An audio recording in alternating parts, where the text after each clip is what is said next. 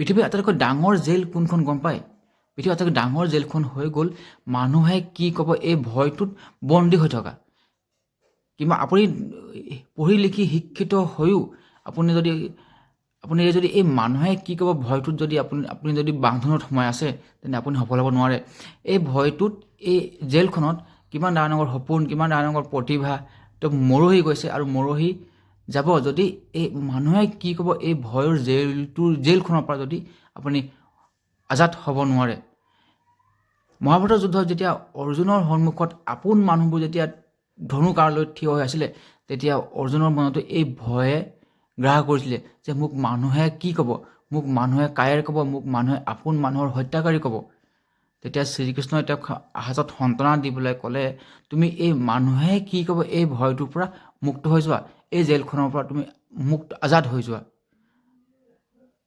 যেতিয়া মানুহে কি ক'ব মানুহৰ কথা নিচিনি মানুহে কি ক'ব এই কথাটো পাহৰি তুমি ধৰ্মত আৰু তোমাৰ কৰ্মত একাগ্ৰভাৱে বিলীন হৈ যোৱা। সেইকাৰণে আজি মহাভাৰতৰ যুদ্ধখনত পাণ্ডৱ জিকিবলৈ সক্ষম হৈছিলে। আৰু আপুনিও জিকিব, আপুনিও সফল হ'ব যদি মানুহে কি ক'ব এই ভয়টোৰ পৰা যদি আপুনি মুক্ত হ'ব পাৰিলে।